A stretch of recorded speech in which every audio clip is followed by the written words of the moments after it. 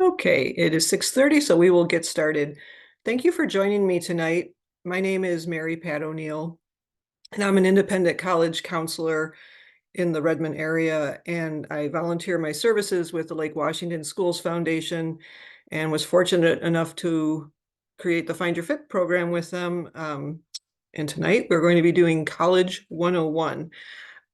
Before I start, this is a fairly in-depth dive into understanding all things colleges. And so if some of you aren't maybe sophomore, juniors yet, some of this might be a little too much. You might think this is kind of boring. Just know that there are other presentations that I have done a little bit more on a surface level, understanding the college process, high school and beyond, things like that, that are available on the Lake Washington Schools Foundation website. They've been recorded. You can find them under our work, and then you'll see Find Your Fit, and then there's a link to all the different webinars that have been recorded. So just know that that resource is available to you. So tonight is being recorded. The recording will be sent to everybody who registered. It doesn't come out tonight or tomorrow. There's usually at least a week lag time, but it will be sent. I am doing this by myself, so unfortunately, I'm not uh, really good at doing multiple things at once. So I have to do the presentation, but then I will answer any questions at the end. And if by chance you can't stay to the end and you have questions, always know that you can email me at findyourfit@wlsf.org. And I get the questions. I'm a resource in the community. I'm always happy to answer any questions that you have. The email that you received that had the link, you can simply, I think the email address is on there. There will also be handouts, some resources that will be sent out with the recording. I do not share my slide deck. This is mine. I've worked really hard on it. And a lot of it is just to keep me on track so that I follow what I need to follow tonight. So, but if there's any slides that you say, hey, Mary Pat, could I please have this information? Absolutely, I will send it off. So tonight we're going to be talking about what do colleges want to know about students in their college applications, different types of colleges, how to create a college list. We're going to talk about highly selective colleges. We're going to talk about the depressing topic of the cost of college. But we'll be covering a lot of information tonight. I always want to give everybody a heads up. I'm going to be using the words college and university. I interchange them without discretion, I guess. Anyone who's Canadian, it drives them crazy because the words mean different things in Canada. In the US, there is actually a difference. A college does not have graduate schools attached, and a university does, but for undergraduate purposes, I do interchange the words. And something I say this all the time when I'm talking about college, and you'll hear me say this, but I wish every college did everything the same way. It would make everyone's life easier, but they don't. And so when I'm asked specific questions, oftentimes I have to say it depends on the college. And I always want to remind everyone that we're all different. This is not a one size fits all process. And so what's right for one student might not be right for another. If you have more than one child, you might think, oh, this is going to be the same, but you might find out that the process is very different depending on your child. So, and just a reminder that there are many paths after high school, and I'm a huge believer in that. And I'm also a big believer in the importance of the student controlling the process. That doesn't mean parents shouldn't be involved. They absolutely should be involved. And in fact, I believe that most parents are their child's college counselors. And while I certainly think college counselors can add value to the process, someone like myself, um, there's not a need to hire one. It's a it's a pretty straightforward process. And I always want families to know that in my role with the foundation, I don't ever want anybody to think that I'm pulling back on information, that I'm not sharing everything that I know. I'm not trying to get clients out of this. I am simply giving back to the community because that is important to me. And then I make the joke that it is not rocket science applying to college. And I realize that many families, particularly if you didn't attend college in the US, that this whole process can seem overwhelming and scary, and you hear all these horror stories. And I'm hoping that by the time tonight is done, you take a deep breath and you feel better about it, because truly, you're going to hear me say in a few minutes, 80% of colleges in the US accept at least half the students, 50% of the students who apply. Um, it is not rocket science. If it was, I could not help anybody with it. So, okay, let us jump in and let's talk about the 5 possible things that a college will ask a student for in a college application. So there's over 2,000 four-year public and private universities in the United States. And again, as I said earlier, it would be so much easier for everybody if they would all do things the same way. They don't. There's 5 possible things that a college can ask for, which means some colleges only ask for 1, and some can ask for or all 5, and every number in between. So we're just going to go through them. Know that they aren't necessarily weighed the same by a college, even if they do ask for all 5, or if they only ask for 2, they're not necessarily weighed. And I'll show you a resource so that you can see how a college weighs that information. Okay, so the very first thing, and this is the piece that is always required, is a student's high school transcript. And of the 5, this and typically the essay are the 2 pieces that are going to be weighed the heaviest. And it makes sense that the high school transcript is important, because this is a student's track record. So let's talk a little bit about it. So in Washington State, we use a 4.0 grade point average, GPA. And it is what's called an unweighted GPA in Washington State, which just simply means an A is a 4, a B plus is a 3.3. It's just straight. There's no extra credit given if a class is an advanced placement or an honors class or anything like that. So GPA is important, and I'm always surprised when students have no clue as to what their GPA is. It's a good thing just to know. No one's defined by a number, but it is important. So the University of Washington is often a very popular college that families want their children to apply to and hopefully get admitted to. And we'll talk more about UW because I understand that. But this is a breakdown here of the University of Washington for the class of 23, a breakdown of admitted student GPA. So I always tell students, think of GPA as buckets. The top bucket is the 4.0 to 3.75 bucket. The next is 3.74 to 3.5, 3.49, 3.25, and it just keeps going down. And so this is UW, Seattle, not Bothell, not Tacoma, but this is Seattle. And so you can see, when you look at this breakdown, you can see that 75% of admitted students have a 3.75 or higher, 18% fall in the next bucket. So 93% of admitted students have a 3.5 or higher. So if I was talking to a junior who had a 3.3 and their dream was to go to UW, and a 3.3 is great, it's a B plus GPA, I'd have to tell them that it's highly unlikely based on this data. Now, I will tell you, UW just released last week, and I was thrilled because I've been working with a student with a 3.3 who is just the most brilliant student ever. And he got admitted, and I'm so happy for him. And I had told him, I said, boy, if the right person reads your application, because his essay was so outstanding and showed his brilliance. Anyways, so I don't want you to think it can't happen. It's just not as likely, and the data supports that. So there's that information. The other thing to keep in mind with transcript is Just like colleges are different and people are different, high schools are different. So colleges either have on file or they will ask in the application process for what's called a secondary school report. And this is not anything that a student would send in. This is sent in through the high school.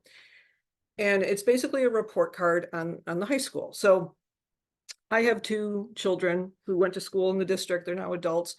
They went to Eastlake. So Eastlake's secondary school report would say there's this many thousands of students. This is the demographic breakdown of students. This is the percentage of students who get free and reduced lunch. This is the number of students who after high school go on to a 4-year college, a 2-year college, or enter the military. Average ACT and SAT scores of students, and then they list all the classes of rigor, okay? And again, it depends on the high school, but at Eastlake, rigor classes are defined as honors classes, followed by UW in the classroom, and then followed by AP or advanced placement classes. And the reason why they want to know all of this information is because, again, as I said, every school's different. And so let's say a student had a 4.0 GPA and they're at Eastlake, which does offer a lot of rigor classes, and a student had never taken advantage of them. There are some colleges, University of Washington is certainly one of them, that would say, we don't necessarily love your 4.0 as much because you didn't push yourself. And it doesn't mean that students should be taking every AP class or every honors class, but they do like to see that students are taking advantage of educational opportunities that are there. So just know that that can come into play. There are other colleges that don't pay attention to that. So again, it depends on the college. And I pulled this information off from the University of Washington website, which I have to say, UW they do a phenomenal job on their website. You have a question, they pretty much clear it. But one of the questions I often get is about Running Start. And Running Start is a way for high school students starting in junior year and or senior year to fulfill their high school graduation classes through community college, earn community college credit for free. And then they will transfer that over to whatever college they attend.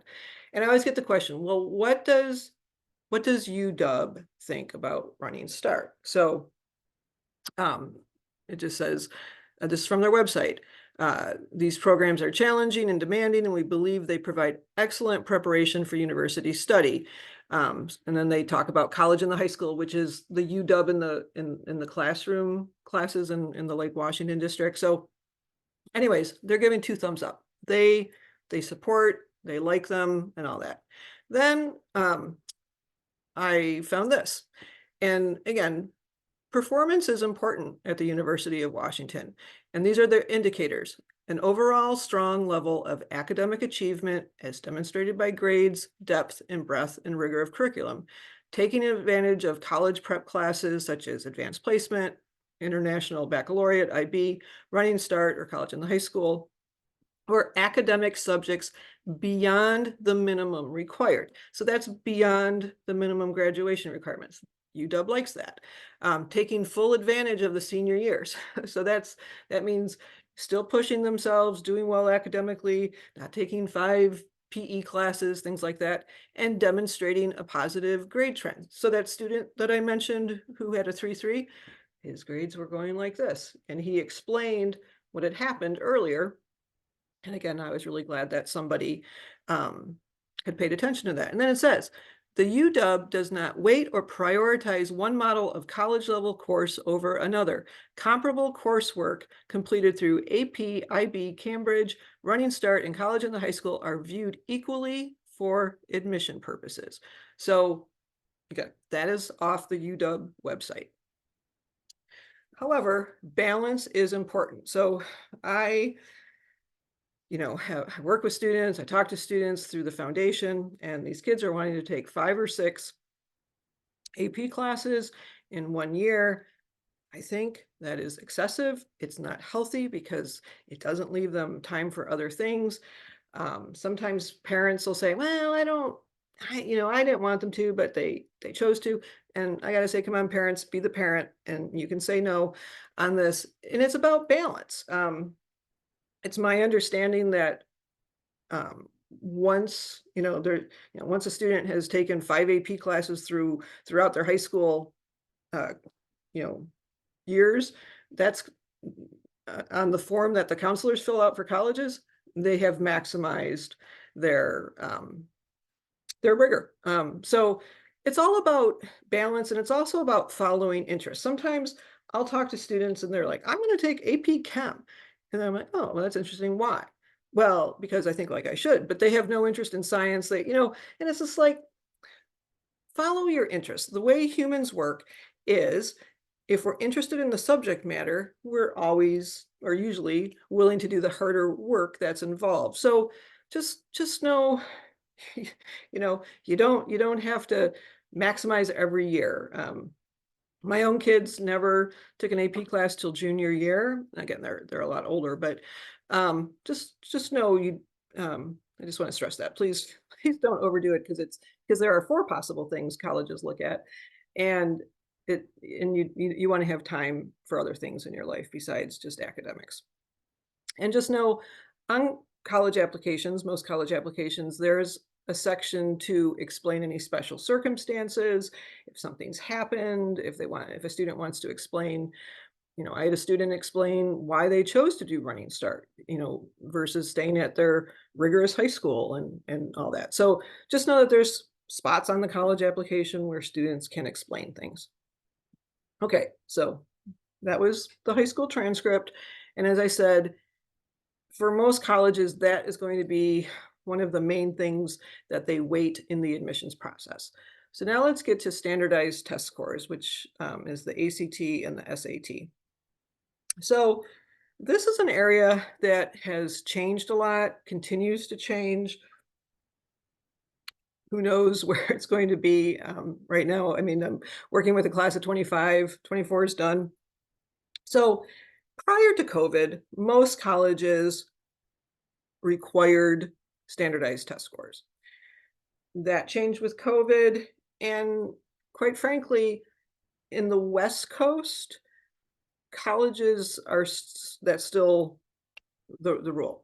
University of Washington, Washington State, all six four-year public universities in Washington State do not use standardized test scores for admissions. California State, that includes the University of California, they do not use test scores. And the West is where most students apply, quite frankly. But again, things are changing. You might have heard last week that UT Austin said that they're requiring test scores, and Dartmouth and Brown, and I'm sure there's somebody else that I'm not remembering right now. So I don't think it's a bad idea to have a test score. But keep in mind, with standardized test scores, particularly for the most selective schools, um, the test scores that are meaningful are going to be high test scores, which, not everybody can get a high test score. There is an ACT and an SAT. They're similar but different. Colleges have zero preference over which score a student submits if a student is submitting scores. Um, these tests are meant to measure what a typical junior in high school knows. So ninth graders and 10th graders should not be doing anything besides reading. I think reading is helpful for these tests with comprehension and vocabulary. But other than that, students should not be doing anything that early to prepare. They shouldn't be taking the test. It is meant to measure what a typical junior knows. And most students, if they are taking it, tend to take it second semester of junior year because they know more then. Sometimes scores might be used for merit scholarships, which we'll talk about later. But again, in the West, I'm not seeing it. And the writing section is not required unless a student is applying to a very small handful of colleges, which mostly include military academies. So you don't need to take the writing section on the ACT. Now, you might have heard about the PSAT. And the PSAT is the preliminary SAT. and it's also the National Merit Scholarship Qualifying Test. It's taken in the junior year, it's taken in October at the high school. Many of our Lake Washington does and many other school districts have sophomores take it purely to introduce students to standardized testing, to get used to them, to be familiar. But the scores don't go anywhere in sophomore year. Um, and sometimes sophomores will say, "Oh, I didn't do very well." And I remind them that the PSAT, just like the SAT and the ACT, is meant to measure what a typical junior in high school knows. So most students will naturally do better junior year because um, they know more. Just know that a student's score is not used in college admissions. Now, if a student is in the, I think it's like 1% of students who qualify for national merit, that obviously is a designation that a student can use in their college application. But PSAT scores are not submitted to colleges, they are not used in the college application. And for the majority of students who are taking the PSAT, it's a practice SAT, and I think it's great. I wouldn't personally, unless a student did really well sophomore year, yeah, then they might want to study a little bit and prepare. But for most students, it's just a practice test, and just take it. Don't worry about it. They changed it this year. It is digital, and a lot of times, what I tell families is after around the same time that you take the SAT, whether it's or sorry, the PSAT, whether it's in 10th grade or junior year, it might be worthwhile taking a practice ACT test and to see how a student does. And there's charts that compare the scores that you can see, oh, this score is the equivalent of this score, and a student can see which one they do better on. And if they do similarly on it, then it's a question of did you like one better than the other? But a lot of times people think like the SAT is the only test, and I'll encourage students, well, try an ACT, and they might do a lot better on the ACT. They might not, but it's worth trying. And most of the high school PTSAs in the fall and spring will offer mock or practice ACT, SATs, and it could be worthwhile. So again, as I said, the tests are similar, but they are different. The SAT is a little bit more conceptual, is better for maybe slower readers and students who might be stronger in math because it's 50% math. As I said, it changed this year and in March, this month, it be so the PSAT was digital in October, but starting in March, the SAT is now digital and it's adaptive, which means after the first section, depending on how a student does in the first section, they'll be led in one of two ways. But a lot of students really like it because the reading section, it used to be a whole page and you'd have all these questions, whereas now it's a paragraph and one or two questions, which most students find easier. The ACT is the ACT is a test that I think stronger readers often do better on. It's a more straightforward test. There is a science section which some students kind of freak out about that, but I always remind students it's not a science test in the sense of, do this formula or here's the periodic chart and do this. It's scientific reading. And so if a student's a strong reader, they usually do okay on it. And I think the ACT is for students who tend to be strong test takers. They don't get test anxiety. They might be first done. Those tend to be students who do well. But you don't know, and that's why I always say it's a good idea to take a mock one and see what a student thinks. So there's different ways to prepare for these tests. Go on and on and on to say that familiarity is key to doing well, and that's where practice tests come into play, and you can get practice books, um, from Amazon or anyways. Khan Academy has online. You can take classes. You can work one-on-one with a tutor. Students can self-study. You can do nothing. I mean, again, it's meant to measure what a typical junior in high school knows. If a student gets accommodations in high school, let's say extra time or they're allowed to test in a quieter area, things like that. The accommodations are also available for the standardized testing, but you need to do that, set that all up through your school counselor. And the general rule of thumb is to take about 8 to 12 weeks to prepare for these tests. You don't want to prepare 6 months beforehand. uh, as I said, 8 to 12 weeks, and it's not 10 hours a week, it's like 1 to 2 hours per week of preparation, keeping in mind that this is material that a typical junior in high school knows. They also do assume that a student has completed Algebra 2. So if a student is taking Algebra 2 in junior year, you might want to wait a little bit before you take it because the student will likely do better on the math. And I always say that a good tutor or a class doesn't teach a student the material for the most part. What they do is they teach the student how to take the test. That is what a good tutor would do. And again, you can see there's different months. And I always say be strategic. If a student does a fall sport, well, I probably wouldn't sign up to take these tests in the fall because they're going to be busy with practices and classes and all that. Um, you can see in the ACT, there's 3 months that are highlighted, and this stands for months where they offer what's called test information release. You pay a slightly extra, like $15 or $20 fee additionally for it. But what happens is that after a student's test has been scored, they will send back to the student the test booklet so the student can see exactly what questions they got right and what they got wrong. They used to do that with the SAT, but now that it's digital, they no longer offer that service. But that was a good service. I think it is a good service, and if it were me, I would probably take the test for the first time in one of those months, and then see how I did, and then I would have something concrete to work off of. So one of the things I like to stress is the fact that applying to college in the United States is not transactional.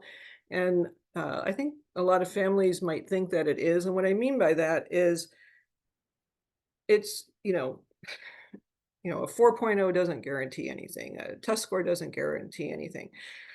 In many other countries, applying to college is more transactional in the sense that, oh, a student might take an entrance exam or they might take their GPA times their test result, and that gives them a certain score, and that indicates what specific college or program a student will be allowed to go into.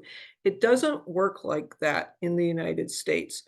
Um, and just to talk briefly about highly selective schools, which I'll be giving you more information, but keep in mind that colleges are businesses. They're not charities. Nobody should ever think that they are, and they are rated, ranked, whatever, based on their acceptance rate. They Colleges want to have as low of an acceptance rate as possible because then people are all like, "Ooh, it must be a better college because it's harder to get into." I don't believe that at all. I'm not a fan of rankings. You won't hear me talk about rankings. If you want to know why, do a little search on why college rankings aren't very meaningful. There's also another number that colleges are judged by, and it's the yield. And what the yield is, it's the percentage of students who accept a college's offer of admission. So most students, when they're applying to college, apply to more than one. I'm always asked, what's the magic number? There isn't one. I'm a big believer in a balanced list. I want students to have choices. For some students, that could be 4 colleges. For some colleges or some students, it might be 10. There are students who apply to many more. I don't recommend it, but they do. Anyways, but no matter what, a student can only attend one college. So that college that a student accepts their offer of admission, that college gets to add them to their yield. And there are colleges that work really hard to protect their yield. So so you might hear stories of, what do you mean this 4.0 student wasn't accepted at a college with a 65% acceptance rate? Well, there's things that colleges can measure, and if a student hasn't shown any interest or they think this student won't go there, they might not want to offer admission, because they know the student isn't going to go, and that impacts their yield. So colleges like low acceptance rates and they like high yields. Um, there's also hooks in the admissions process. So the first one is the recruited athlete. And I always say, if somebody is being recruited as an athlete to a college, that is a golden ticket. Yay, you, go for it. But athletics makes a lot of money for colleges, and we're going into the NCAA tournament, and basketball becomes the thing. Colleges make so much so much money off of their sports. So that's one hook. The second one is, again, this isn't true for every college, but legacies are important, and that means that a student's parents might have attended a college, and sometimes there's a slight improvement in admission chances because of that. And then the third one is called endowment, and this is where parents are able to make a 10 or $15 million donation to a college, and then, boy, their child looks very, very attractive to that school. And I say this, my kids went to public school. Most of you, I'm sure, are your kids attend public school, and it doesn't mean kids don't get into highly selective schools, but it's harder because there's these hooks that are involved.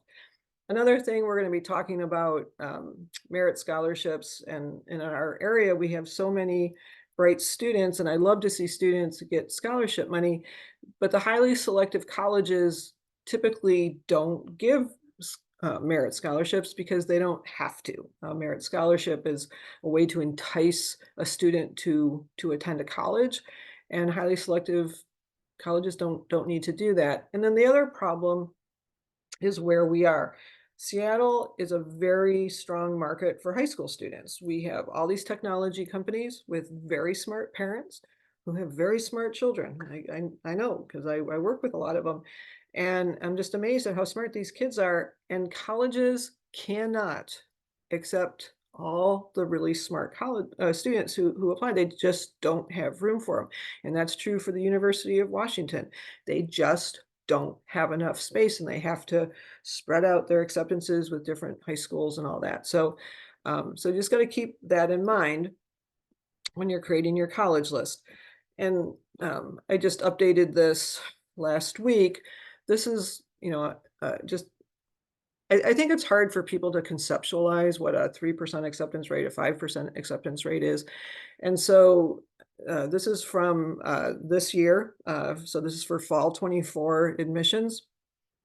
And you can see, Brown University, 51,000 students were received and 48,000 were rejected. MIT, 29,000 received, 25,000 rejected. So I don't say that, to be Debbie Downer. I realize I sound like Debbie Downer, but it's just, sometimes I meet students and they're like, oh, well, I'm going to be going here, I'm going to be going there, and and it's not that they're not qualified. Admissions people say, generally speaking, 85%, maybe 90% of students who apply are qualified, but they don't have enough spaces. And as I always remind students, there's 27,000 public high schools in the United States.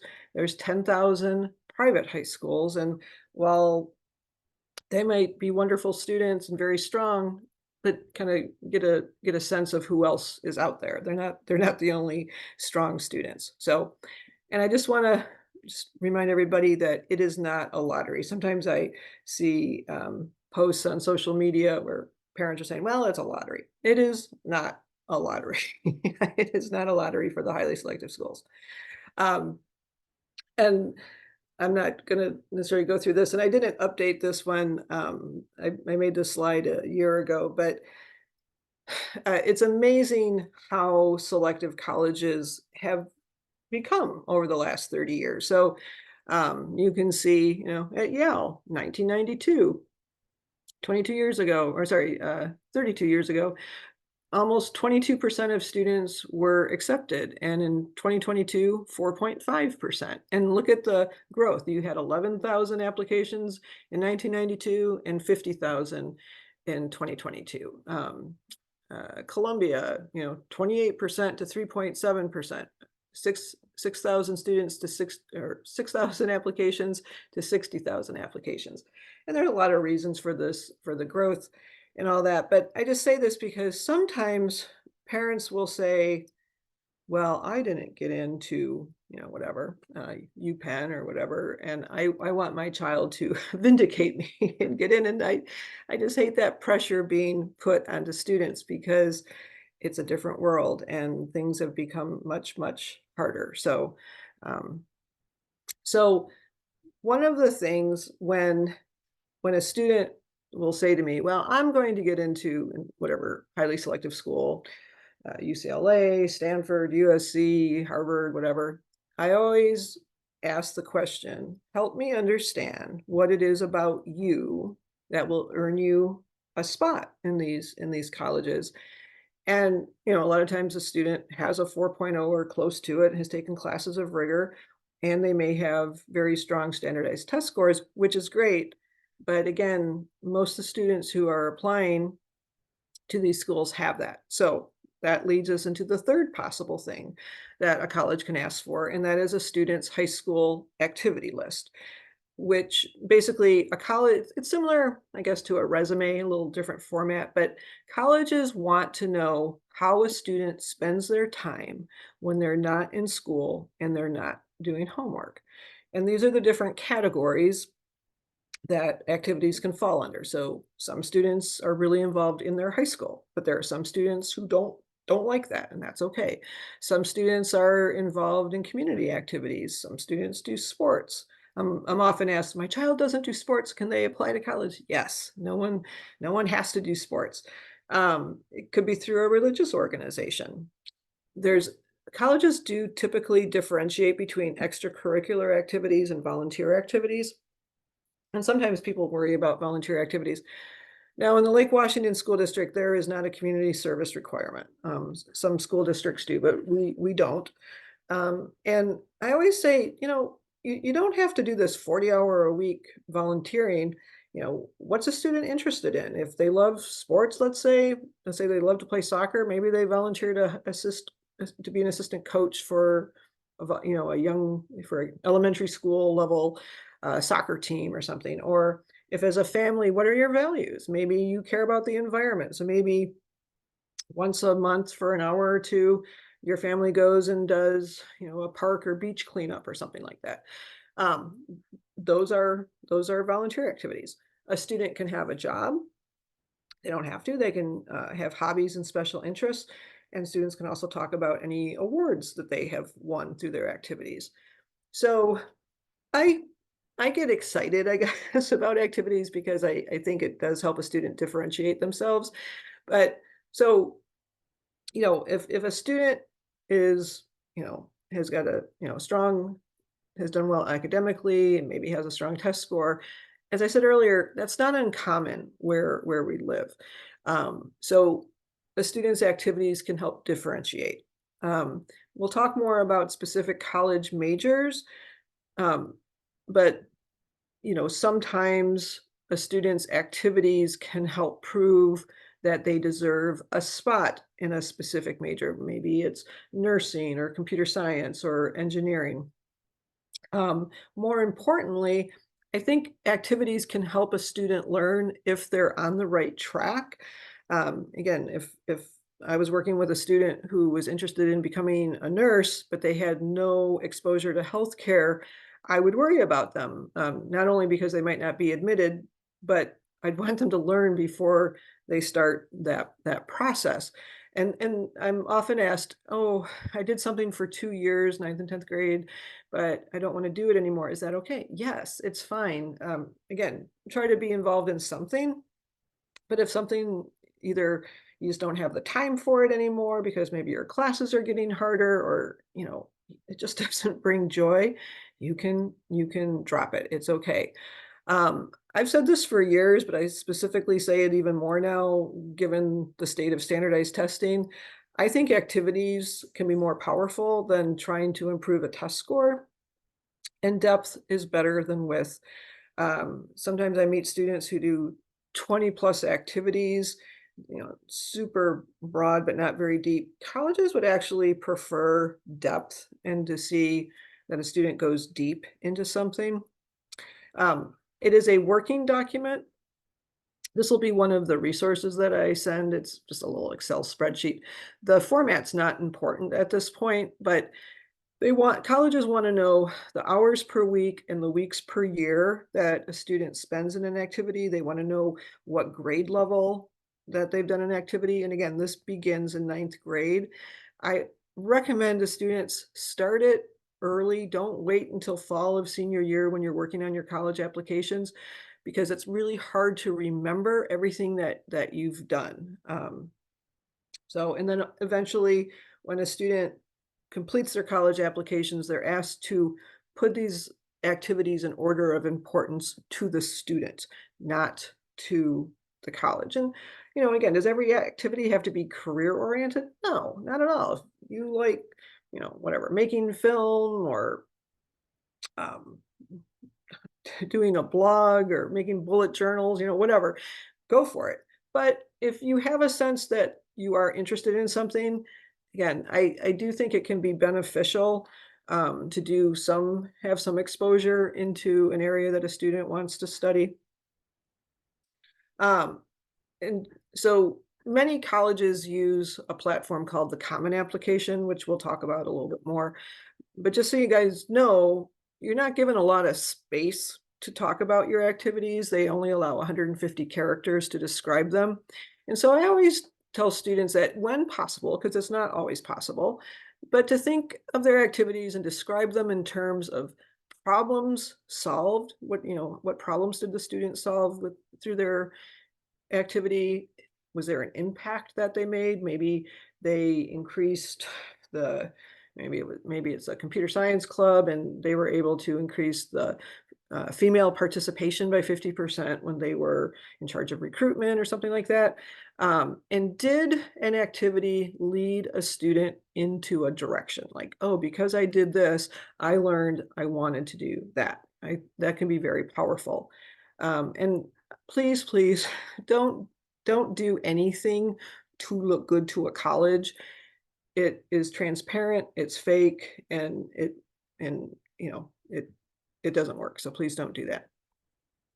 Okay, the fourth possible thing is letters of recommendation. And again, this depends on the college. There's tons of colleges that will not accept letters of recommendation. This includes all of the Washington State public universities, all the California state public universities, including the University of California. They won't take them. So again, it's going to depend on a student's college list, but there are colleges that do ask for them. So there's a counselor recommendation. There can be teacher recommendations, and the teachers have to have taught the student in high school. That's the rule. So it has to be 9th, 10th, 11th grade. And I'll talk about this, but colleges typically like junior, senior year. There's also a category for letters of recommendation for outsiders.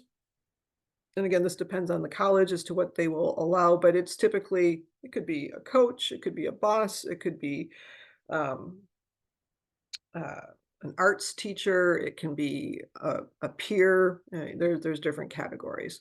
So the thing about letters of rec, so if you happen to be a junior, you should, and if you're starting to think about colleges, and you have some colleges in mind, you should look to see if they require letters of recommendation, and you can always find that on a college's website. It will say application requirements and if they take letters or not. But if you are a junior, I would be asking sooner than later. Like I have my or I can't make them, but I strongly recommend that students ask in junior year. They're not going to be written now, but teachers do not have to write letters of rec. It is above and beyond their job description. It's a ton of work for teachers. And so you do not want to wait until the last minute to ask for these because there's a good chance you might be told no. So ask early. As I said, most colleges do prefer junior or senior year, and most college applications are submitted in November of senior year. So most students tend to ask junior year teachers because they don't know their typically don't know their senior year teachers that well when school starts. Um, and they like junior, senior because the work is harder, it's more recent, the student's older, all of that. Typically, it's core subjects, math, science, English, that type of thing. And what I always tell students is if a student asks the teacher, I'm going to be applying to college in the fall, would you be willing to write me a letter of rec? And assuming the teacher says yes, um, what I would tell a student to do is to say, "What can I do? How would you like me to handle it? And what can I do to make this as easy as possible for the teacher?" Because as I said, they are a lot of work, and um, most high school counseling offices, there's forms in the counseling office to ask for letters of rec, and they have forms and that, tell me why you want me to do this, and which is all fine and good. But this is, if it were me, I would appreciate it if somebody said, "Hey, I thank you so much for being willing to write me one. Would it be helpful to you if I came at lunchtime or before school or after school, and we could talk for about 10 minutes, and that way the teacher could ask the student questions. The student should also give the teacher their activity list so that the teacher can learn more about them and all that. But um, that's what I personally would do. Just and the teacher might say, "Oh no, I feel like I know you really well. Just fill out the form, that'll be good." Teachers, as I said, they don't submit them no, they can't, but some teachers like to write them now. Some teachers write them over the summer. Some teachers will write them in the fall. Again, whatever instructions the teacher tells you. I know with my own kids, some teachers said, "Oh, just come and see me in September." Well, put a note on your phone and make sure that you go see. You just don't want to wait to the last minute because you might have some disappointing news. The fifth possible thing that colleges can ask for is the college essay or essays. Again, there's many colleges that have no essays, um, but a lot do. And it is a very different style of writing from high school. It's more conversational and storytelling. And I tell students that their goal is to tell a story that they are the only one in the world who can tell it, which I know sounds intimidating, but it's not as difficult as you might think. And this is the chance for a student to show their character and their personality because the rest of the application, like the transcript and test scores, it's pretty data based. It doesn't lend for a lot of information. You would hope that a letter of rec would, but as I said, a lot of colleges don't accept them. So the student can control what a college learns about them through their essay. And this is where a student's activities can become very powerful because it's anecdotal proof. Oh, you want to understand my leadership skills. Let me tell you this story of when this happened to me or whatever. And Find Your Fit, we do essay workshops. We will also be doing a college boot camp for rising seniors. That'll happen in the summertime. So keep your eyes open if you have juniors. And other things about essays. So there's different types of essays. There's a personal statement, which is typically found on the Common Application. I mentioned that that's a platform that a lot of colleges use, including UW. It's called the Common App. There are 7 prompts. Student picks one. There's a maximum word count of 650 words. And the University of California uses what's called a personal insight question, PIQs. There's 8 prompts offered. Students pick 4, and they write 350 words for each. And then there's what's called supplemental essays, which are specific by a university. The word count and the prompt depend on the college. So again, depending on a student's college list, I'll have some students who maybe don't have to write any essays because that's their college list. And then I'll have students who maybe have 1, 2 essays. And then I have students who literally will have 30 to 40 essays that they have to write. And I think most seniors, if you were to talk to them this time of year and say what was the hardest thing, it was the essays. They are not easy. So I like to show this slide. I know it is difficult to read, and I'll show you another slide in a minute, but there is a document that colleges fill out every year. It's called the Common Data Set, and it's a very thick, long document, and it's just gives all sorts of data about the university. And there are 20-ish factors that colleges have to list how they use information in the admissions process. So you can see, rigor of secondary school report, GPA, standardized tests, um, and whether or not that factor is very important, important, considered, or not considered. Um, and so these are two schools, and you can see the scattergrams look very different. This information is available on a great website called College Data, which again I'll be talking about a little bit more. And it'll be one of the resources that I send out afterwards. But just know that this information is here, and you can say, oh, okay, this school doesn't consider standardized test scores or recommendations and things like that. So that can help you to figure out what is going to be important. So I always think this is good strategic information. And then, so what this slide is, so there's an organization called NACAC, stands for the National Association of College Admission Counseling, which I'm a member of, and they publish every year the state of college admissions. And it's kind of the same information that I was just showing you from college data, but this is collected with hundreds of colleges. And it's really interesting to me. So this shows the different factors. I didn't show all the factors, but these are the more important ones, and whether or not they're considerable importance and moderate, limited, no importance. And so you can see, just like I was talking about, high school grades in college prep classes. You can see those are at the top. High school grades overall, strength of high school curriculum. And then you have positive character attributes. And if you look at it, you know, there's a lot of weight is actually given to that. And you can see the essay is fairly important to a lot of schools, but it's the very bottom one, admission test scores. Considerable importance, 4.9% of colleges said that. Moderate, 25. It's for the majority of it is limited importance and no importance. And again, 4 years ago, 5 years ago, that factor would have been maybe the second or third most important, but it's changed. And I can't say that it's going to stay at the bottom, but that's where it is right now. So I always say, don't put too much pressure or importance on that standardized test score. There's other things that colleges, do consider more important.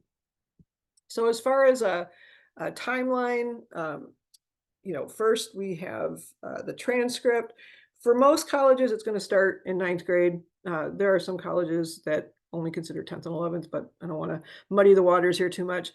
Then the test scores, ACT or SAT, if needed, they're taken in 11th or 12th grade. Some colleges have students self-report the scores. And then if the student is admitted and the student chooses to go to that school, then they send in their official scores. And other colleges want official scores with the application. So again, lots of moving pieces. Then there's the high school activity list, which starts in 9th grade, and it's a working document, which means students should be updating this a couple times a year, and it'll make the process a lot easier for them. Letters of rec, as I said, it's typically core classes, and I encourage students to be asking for these before the end of junior year. Again, they're just getting them lined up. Teachers aren't necessarily writing them, but they're getting them lined up. And then essays are handled in the summer before senior year, and then in the early fall of senior year. I have horrible vision, any of you who know me, so I'm having a hard time reading this, but this is just a high school timeline of the college process. This will be one of the resources that you are sent. The majority of work starts junior year. If you have an 8th grader, you have a 9th grader, you have a 10th grader, the most important thing I always tell families is do well in your classes, take classes of rigor where appropriate, follow your interests, and then get involved in an activity or two that a student is interested in. So, but again, you will get a hard copy of this. So, how do you create a balanced college list? So, first, I want to explain the three types of colleges that we have here in the United States. And I should have said this earlier, but I primarily work with US colleges. Uh, please don't ask me questions about international colleges. We've done a few webinars on them. They are on that website that I mentioned, and you can watch the recording. But there's three basic types of colleges in the United States, which I'll go through. And the type of college both impacts how admissible a student is, but also the cost. And both of those can be quite dramatic. So let's go through them. So the first type of college in the United States is the in-state public. We're in Washington State, and we have six. They're the University of Washington, Washington State, Western, Central, Eastern, and Evergreen State College. Because we're residents in Washington State, students who are applying to college, Washington students who are applying, they get priority admission. They prioritize them. So at UW, I just checked, 70% of admitted students last year were Washington State residents. Then, because we're residents, we pay property taxes. And because of the property taxes we pay, which funds education, they deeply discount the tuition at our six in-state schools.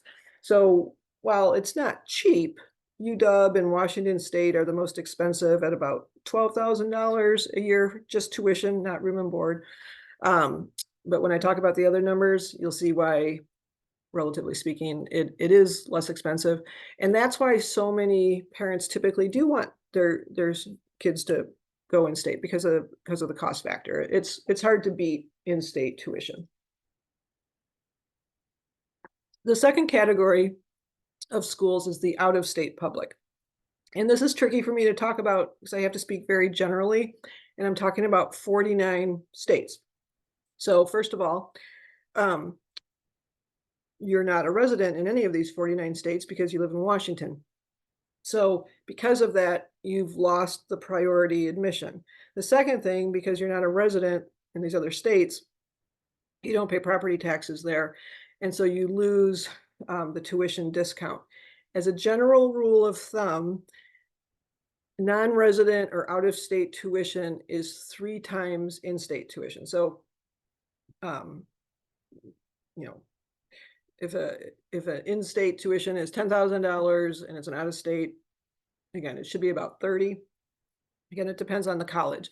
So one of the things I always tell students is that it's important to pay attention to the percentage of out-of-state students that a college admits. And this information isn't hard to find. It's on College Board, but it makes a difference. So there, again, we're in the West, and a lot of students want to stay relatively close to home. So if you look at states like Arizona, Colorado, Oregon, Montana, Idaho, Utah, there's not a lot of people in these states. And colleges, for the most part, are like, hey, out-of-state student, we'd love to have you. And if a student has good grades, maybe test scores, again, it depends. These colleges typically will say, hey, not only would we like to have you, but here, we're going to throw scholarship money at you because we would love to have you attend college in our state. And then there's states like California, which I will tell you is a very popular college location for many students. There's a lot of people in California, and parents get upset when their children aren't admitted to the colleges where they pay the property tax that funds them and stuff like that. And so I always tell students, hey, even if you live in California, California schools aren't easy to get into, but they can be even more difficult because you're an out-of-state student. That can be true for other states like Texas is like that, Georgia's like that, like Florida. They just protect their residents, and so there are some out-of-state public universities that will give scholarship money to out-of-state students, and others say, nope, we keep it all for our residents. University of Michigan, very popular school, not easy to get into, but they do accept a lot of students from outside of the state of Michigan because they want that money. But there is not any there is not any scholarship money.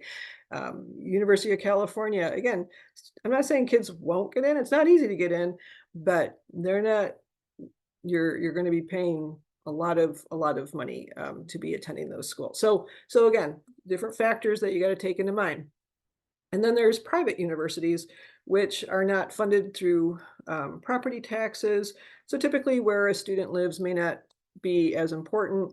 Um, and sometimes families say, "Oh, those are too expensive. We can't afford those." Well, they're typically not that much more expensive or on par with out-of-state publics, and again, depending on the school, there can be very generous, scholarship money. Seattle U and Gonzaga University, are very generous with students, so, and this is just some examples of out-of-state, data, so you can see, like, the University of Arizona has an 86% acceptance rate, and almost half of the students who attend are from out of state. And, you know, there's that. And then UCLA has a 10% acceptance rate, and only 14% of the students who attend come from outside of the state of California. So you can see 86% of students live in California. Georgia Tech um, has a 17% acceptance rate, and only 39% of the students are from out of state. So you can see all that. But like Chapel Hill, and sometimes it's by the legislative body. I had just read an article. So University of North Carolina, a lot of students put that school on their list, Chapel Hill.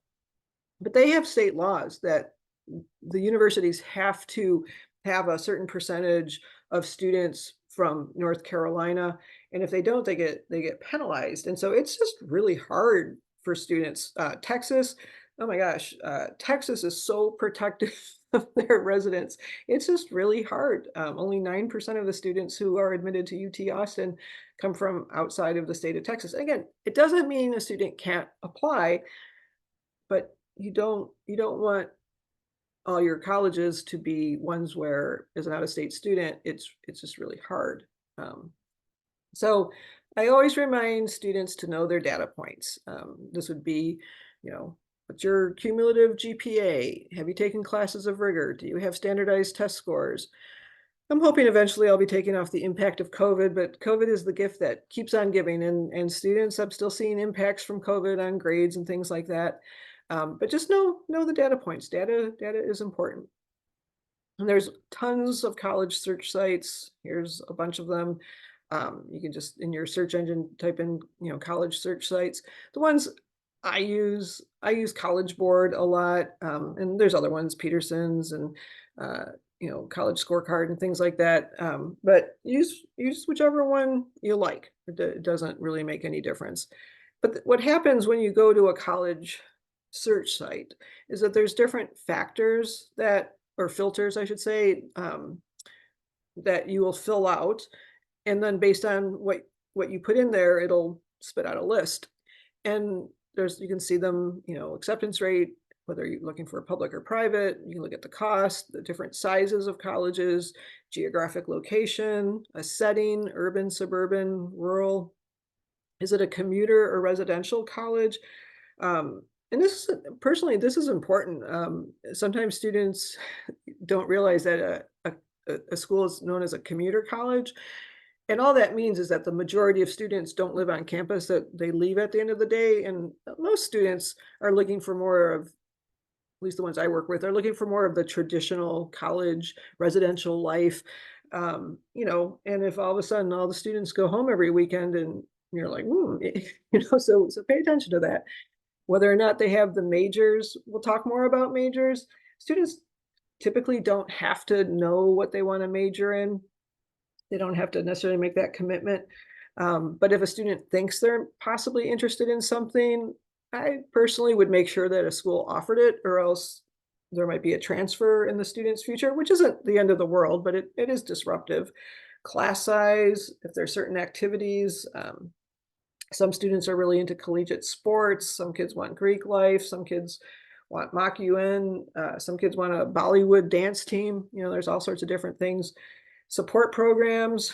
If a student has accommodations in high school, whether for physical or learning differences, and they need them in college, colleges don't have to offer accommodations at all. Many do, but make sure that you ask about that. You can't search necessarily for liberal or conservative, but in today's political world, you know, there is a vibe. Weather. Sometimes students tell me that they hate winter, they hate snow, and then they're applying in the Northeast. I'm like, well, I mean, this year they might not have gotten much snow, but next year could be different. And then taking into account the travel accommodations, how hard, how expensive, how far from the airport is a student? How is a student going to get to the airport if mom and dad aren't there to take care of all that? So there's different things to think about. And actually going back here, I highlighted college or the acceptance rate. Again, I don't have a problem if students want to have a few, highly selective schools on their list and shoot for the stars and, do everything in their power. But don't only focus on that very narrow list of highly selective schools, because acceptance rate is not a determinant for how good a college is. Um, so I love data in case you can't tell. There's about 2,200 four-year public and private schools. There are 35 colleges that accept 10% or less of the applicants. There are 66 colleges that accept between 10 and 25% of the applicants. That's slightly more than 100 colleges, which ignores 2,100 colleges, some of which are outstanding and phenomenal colleges. And I also want to talk about research universities and liberal arts colleges, because I often will recommend a liberal arts college to a student, and they so first of all, liberal arts colleges, there's a word missing. Liberal arts colleges are actually liberal arts and sciences colleges. So I don't want any, so sometimes parents will say, my child is going to study computer science. My study is going to go to medical school. They're going to be pre-med. They're going to study biology. My student wants to be an engineer, blah, blah, blah. They're not going to a liberal arts colleges. Liberal arts colleges, liberal arts and sciences colleges, they offer STEM fields, data science, computer science, engineering, all that stuff. Research universities also have creative writing and psychology and things like that. So it has nothing to do with the majors, but the difference has to do with the size. Okay. A research university like UW might have 32,000 undergraduate students, where a liberal arts and sciences colleges might have 6,000 or 7,000. The classroom size is smaller. They emphasize undergraduate education. They believe in the well-rounded student. There's a lot more classroom discussion. It's harder to get lost in a classroom. They typically do not have grad or teaching assistants. They're taught by professors, small classroom size. Typically, there's less competition for leadership opportunities, more attention from the faculty. And so again, I'm not saying you have to go to a liberal arts college, but maybe put a few on your list and go check them out, and you might be surprised. And I say this because both of my children, again, they're adults now, but when they started their process, were both like, I am not going to a liberal arts college. I'm going to go to a big public university, blah, blah, blah. And then they both ended up at liberal arts and sciences colleges. They both studied the sciences. And they loved it. They loved their experience, and then and again, I'm not against a large research university. They can be great too. But they have a much larger enrollment.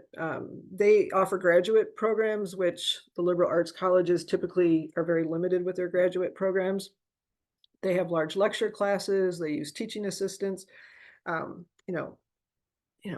students could be in a class with 5 to 800 students, and I hear from students and they're like, "Oh, yeah, like, I don't really pay attention in class. I'm on my phone the whole time," because they can get away with that. So don't necessarily think that that bigger is better. Sometimes it is, it depends on the student, because some kids like the national, name recognition, and they like maybe the bigger athletic programs and all that. But just, again, both have a place, but one is not better than the other. They're both wonderful. So if you've searched and you have all this list of names, what do you do with them? I suggest starting a spreadsheet, having the name, the location, the type, is it in-state, out-of-state, size, cost, application requirements. Again, just keep an open mind at the beginning. There's a wonderful resource called the FIS Guide. Again, this will be one of the resources that I send out. It's your I would think the public libraries have them. The college in the high schools, the college and career centers should have copies of these too. A student would probably have to go use it in the college and career center, but the FIS Guide is wonderful. It is the top 300 schools in the United States, and as I said earlier, there's 2,200 four-year public and private schools, so there's a lot of schools not in there. But the reason why I like it is the information that is in the FIS Guide is based on student surveys. It is not a college marketing piece. It's not written by college administrators. They survey students. And the colleges that I know very well, when I read the FIS Guide, I always think to myself, yeah, they nailed that.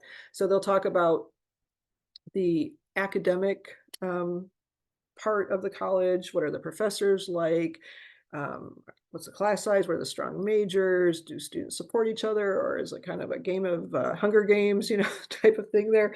What's the social atmosphere like?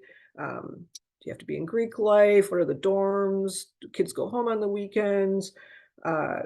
Diversity. They'll talk about the sports scene. They'll talk about the surrounding area and stuff. And I always tell students, read those, and if you read it and you think, "Wow, this sounds, wow, different than I thought. I had no idea. This sounds like a place like I could maybe find my people." Keep it on your list. Perhaps go visit later on, or continue your research. But if a student reads the FIS Guide and just thinks, this is not for me, they sound weird, they sound clicky, whatever, take it off your list, because again, there's no magic number, but every college application is a lot of work. As I said, there's some great sources of college data available for free. These are the two that I use the most: College Data and College Board. So this is the University of Washington that I'm demonstrating here. So you can see the breakdown of admitted student GPA. You can see a breakdown of race and ethnicity. If a student was looking for a particular sports team, like wanted football or basketball, whatever, there's a way to search for that. And then on College Data, you can see, like, here's the location. It's in Seattle with a population of 769,000. Then they have graduation rates. First year students, 93% of first year students return, and 71% graduate within 4 years, etc. The most popular majors are social sciences, biological sciences, and computer and information. And then this shows the required high school classes along with the recommended. So remember when I said for UW that they like to see students do beyond the minimum. So that shows you the minimum, and then they show what they recommend. So when students are picking their classes in high school, that information might be helpful. So as I said, I know a lot of people focus on the acceptance rate, but in my opinion, that's the input. What I believe a college is defined by is by the output, what happens to the students.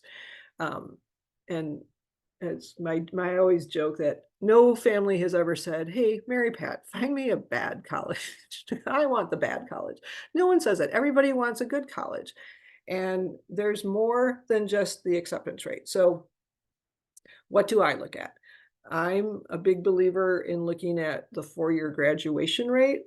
I personally like to see at least 50% of students graduate within 4 years, which may seem low, But in the United States, about 56% of freshmen graduate within 6 years. And college or the government requires colleges to report the 6 year graduation rate. They report the 4 year too, but they're required to do the 6 year. And we're going to be talking about the cost of college pretty soon. And college is really expensive.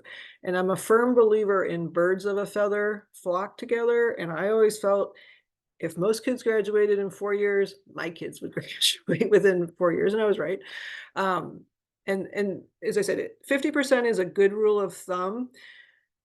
But just know you can always ask questions of admissions. And sometimes there are a number of fabulous colleges that have lower, it might be a lower than 50% graduation rate for 4 years. And it's, it, and for the schools I'm thinking of, it's because they require co-op uh, students to participate in a co-op program as part of their graduation requirements. And what a co-op is, it is, uh,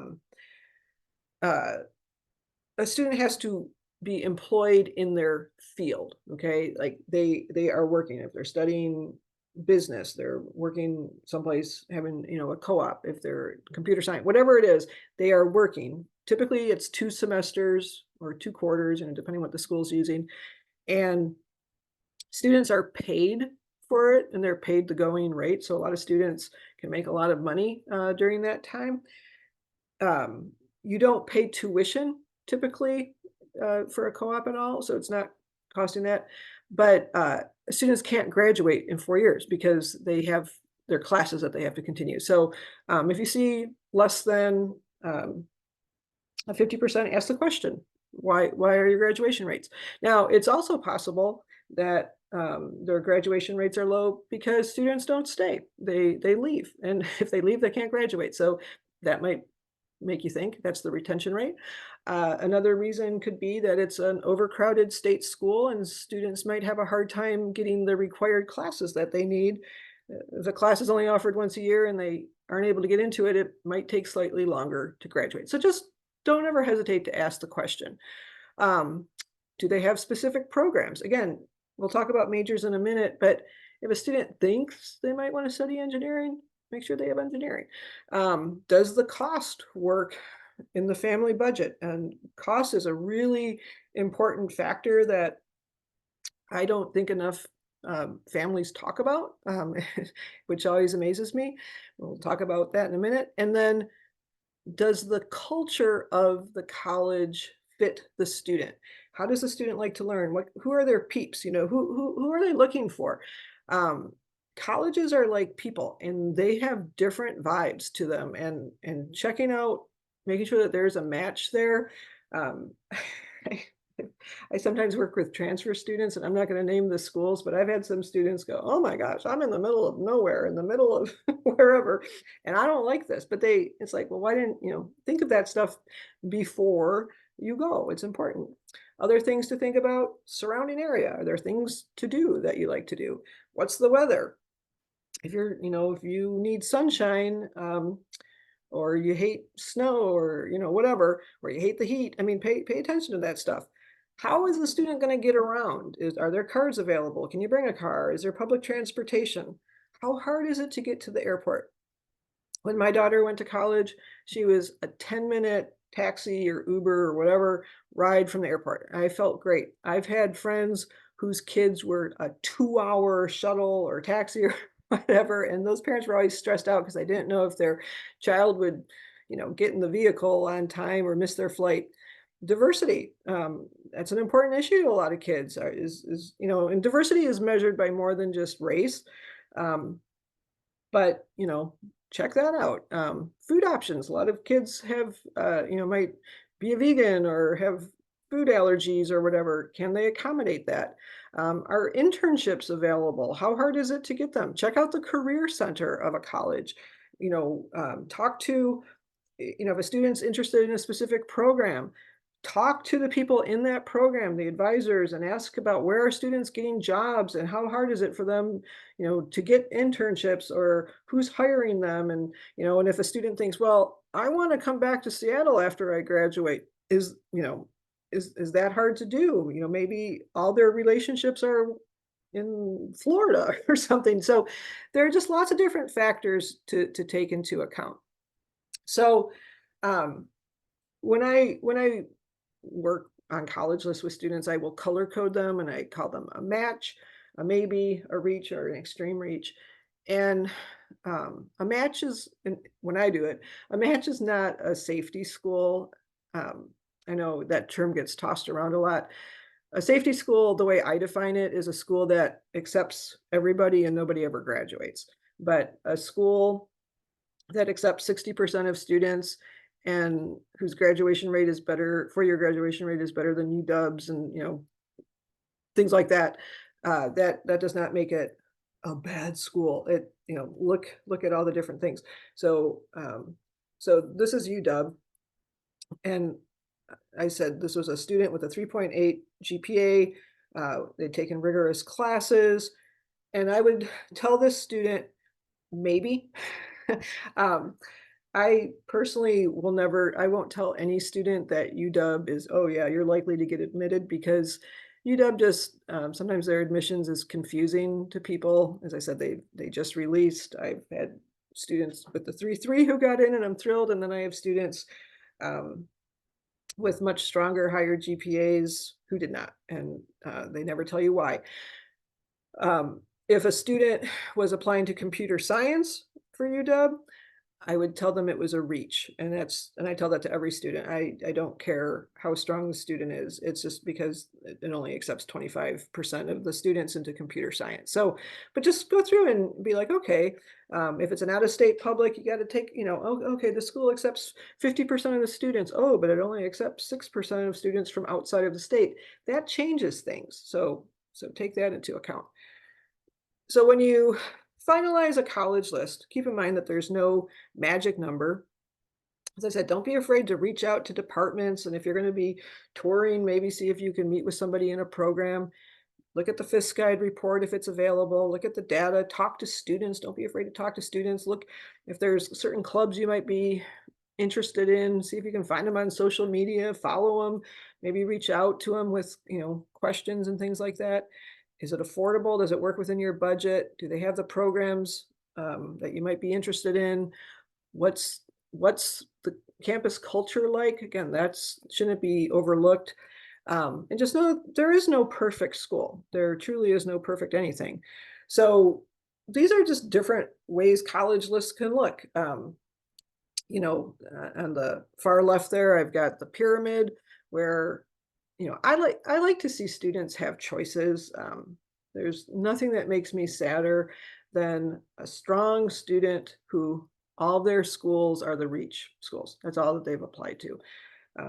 Because it has nothing to do with the student. It just has to do with the crazy admissions process. So you can have that. Some students, it's very equal. They have, more of a rectangle. Some students have is that a hexagon? I can't remember what that one is. And some students don't have any reach. Like nobody has to have a reach school, just so you know that. It's, one of the questions I like to ask students when I am working on a college list is how much rejection can you handle? Because, if a student can't take a lot of it, this process can really beat kids up. So, but just know that there's no magic.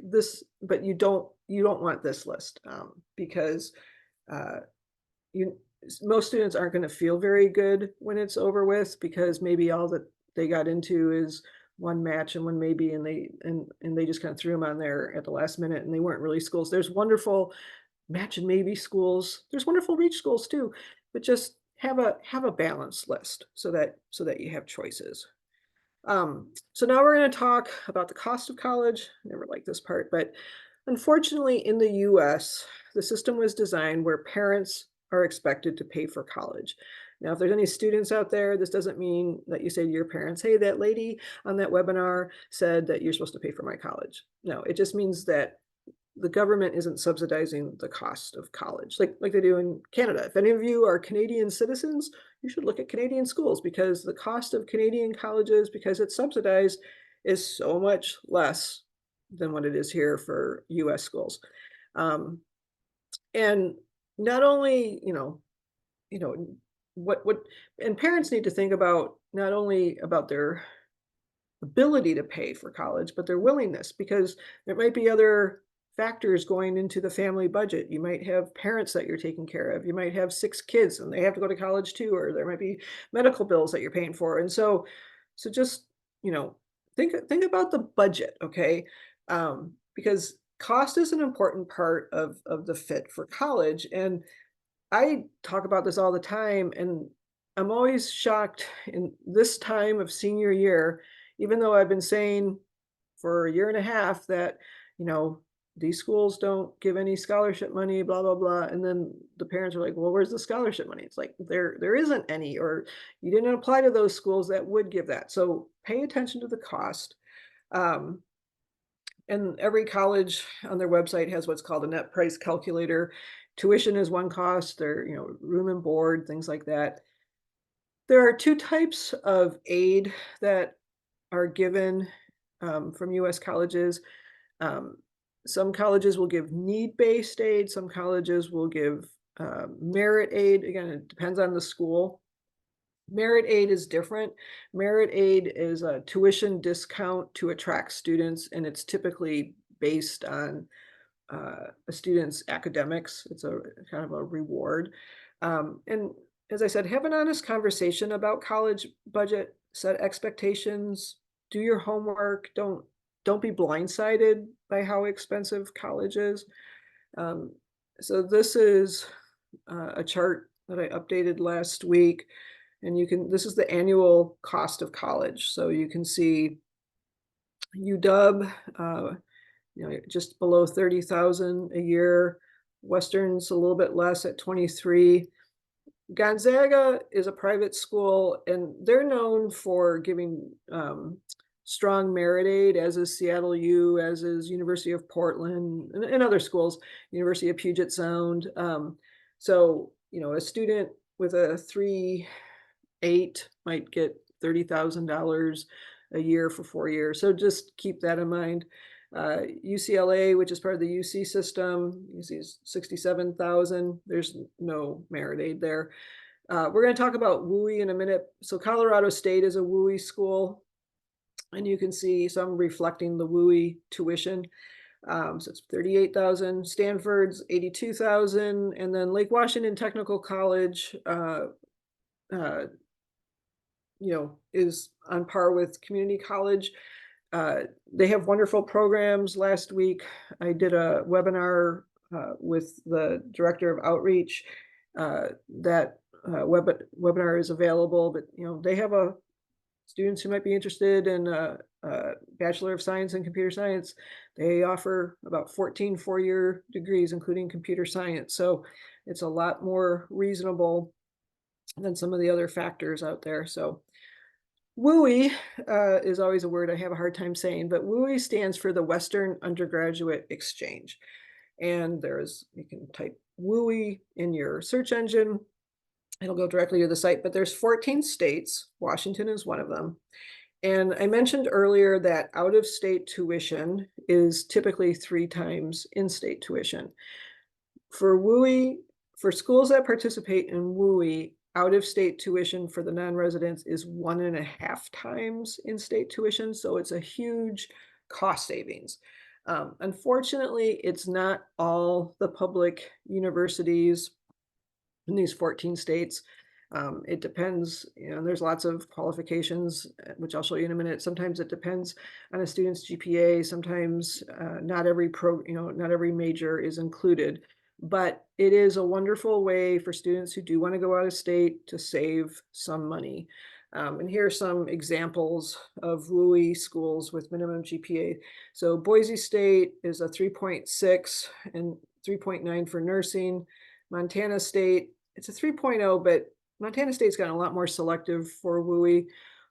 Oregon State just joined WUI a couple years ago, and they just say it's competitive. The last couple years, it was typically only 4.0 students that were being awarded WUI, but this year, it's still competitive, but I'd say like I've seen students with 3.8s getting WUI, which is nice. Colorado State requires a 3.3, University of Hawaii 3.0. And the best thing to do is either go to their website or call the admissions office for more specific information about WUI. Um, so colleges can offer money to students. Um, and my favorite type are the ones that aren't paid back. So this would be grants, scholarships, merit scholarships, work study. You do have to work in order to get work study. And then there's loans, and they come in all shapes and sizes, uh, subsidized, unsubsidized, things like that. So just do your homework, because a lot of times colleges will send out their financial aid letters, and the family will think, "Oh, it's all covered." No, it's 100% loans, which all have to be paid back. So uh, be careful with that. There's um, FAFSA, which stands for the Free Application for Federal Student Aid. Uh, this has been a nightmare this year because it got changed. Um, it was supposed to come out December 1st. Anyway, it has been a nightmare for seniors. I feel bad for all the class of 24 students, but it's an online form. Uh, I always encourage everybody to fill it out, even if sometimes families will say, well, we won't qualify. Sometimes merit aid is attached to, in order to get merit aid, you need FAFSA. If you want to take, some families like their children to take out student loans to start building up some credit. And in order to get student loans, you have to fill out the FAFSA.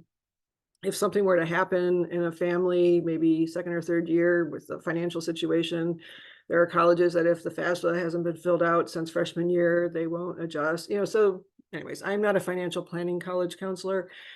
Typically, the FAFSA comes out October 1st. That was not the case this year. It's completed in senior year. There's tons of resources available, including YouTube videos. It's a free form. You know, this is especially for students, families who are wanting to qualify for need-based. This is what you want to fill out. Now, merit scholarships. So I've talked about them a little bit. I love merit scholarships. I love to see students getting merit scholarships. It's a tuition discount to attract students to attend a college. And as I said, typically highly selective schools don't offer merit scholarships because every student who's there is strong academic, and they typically don't need to do anything to attract students because they have low acceptance rates and everybody that's why they get all those applications. It's usually based on a student's grade, sometimes their test scores. Students don't apply for merit scholarships. They are simply awarded. Typically, the award comes with the student's acceptance. They might say, "Congratulations, you have been accepted. And on top of that, we would like to give you $10,000 for each of the next 4 years, or 15,000 or 20,000. I mean, I've seen a lot of money. You don't repay them, yay. And one of the things you want to make sure is that they are being offered for all 4 years of college. So how do you determine if a college offers merit aid? So the I find the best way is just to look at a college's website. Um, you can type in merit scholarships. If it is an out-of-state public university, which we talked about, uh, I would type in non-resident merit scholarships to make sure that you're looking at them. If you can't find the information, you can always reach out to admissions and say, hey, my child is, give them the data points that we talked about. You know, can you give me an indication of typically what a student with these data points, if they were accepted, what type of scholarship money would you typically give? I found public universities tend to be pretty straightforward, black and white on their websites. Private schools are a little bit more loosey-goosey. They don't necessarily say how much that they will give, but again, you can always call admissions. I believe that the most important college on a student's list is the one that they will be admitted to, they'll thrive in, and they can afford. Again, it's the three-legged stool. That's the perfect college. So there's so many wonderful schools for kids to apply to. So let's talk a little bit about college majors. So, um, so this is one of those situations where colleges all do things differently. Um, so, and and I also want to put out there that personally, I don't like putting pressure on a teenager to have their life figured out and their career path. More than 50% of college freshmen change their minds as to what they want to major in. My son certainly did that. He still graduated in 4 years, still has done lovely in his life, very happy. So it kind of breaks my heart because sometimes after doing these webinars, I'll have a little eighth grader reach out to me and say, "I don't know what I want to do," and I feel like this pressure. And it's like, oh my gosh. So parents, don't do that to your child. We'll talk a little bit more about how students can develop their interests, but as far as majors go, it depends on the college how they handle it. So some colleges do what's called direct admit, and it's for freshmen. Um, University of Washington is very famous for this for computer science and engineering. It is direct admit. Um, so some schools do it that way. And you can always usually it says on a website, but if you don't know, you can reach out and say, how do you handle admissions? Some colleges, students pick their major by the end of sophomore year. And a lot of the University of Washington majors are like that. And again, some majors are more difficult to get into than others. Um, but again, depending on the major, they might say, like, let's say I want to study business, and so I apply to a college, and on the application it says, "What's your first choice major?" "Oh, I want to study business." And so when I get accepted to that college, they might say, "You are in pre-business," and then there's prerequisites that I have to take. And as long as I take them and do well, which typically means a B or better, when I'm done, I fill out another form and I say I've completed everything, and they say, "Welcome to the business school." And that's that. As I said, but others, if it's direct admit, they might say, and again, you can find out like, is it selective? And they might say, "Oh, no, if you want to be in business, you're in business." And other schools might say, "We have a 10% acceptance rate into our business school." So it's going to depend upon that. Um, some colleges are fine with students being undeclared or undecided. Again, there's nothing wrong with that. So many freshmen change their mind. The question I would ask a college if a student doesn't know what they want to do, and that's not uncommon, is just ask the college, how will college support the student in figuring things out? Because we want to graduate in 4 years, which is why I showed you those tuition amounts. Um, you can ask a college, is it how hard is it to change a major? So computer science, which we'll talk about in a minute, has been a very popular major in the last couple of years. And many colleges do direct admit into computer science, and it's gotten pretty challenging for students to get in because they just don't have enough spots. And so sometimes students will apply to a college and say, I'm going to study something completely different, but their plan is that they're going to change their major and then get into computer science that way, or whatever major that they're thinking of. Um, but that's not always possible, especially for more competitive and selective majors like engineering and computer science and think business, whatever. So find out. And how do you find out? You ask. So you can ask that. A lot of colleges allow students to design their own majors. They can, you can work with an advisor, and you can do that. I had a student that I worked with uh, who had gone to a college for a major and loved the college, but changed her mind about what she wanted to study. And she came to me to transfer. And I said to her, "Well, do you love the college?" "I love the college." "Do you have a friend?" "Oh, I love it." "Is it affordable?" "Yeah." I mean, she loved everything about the college. I said, "Did you ask them if you could create your own major?" And she's like, "What?" And I said, "Go talk to them." Came out, "Oh, yes, they created the major. They were able to do a multidisciplinary approach, and she got her major." So just know you can always ask. But do your research, okay? Don't just assume things. And sometimes you can't find things on the website. You might have to reach out and talk to people. Um, so I just updated this.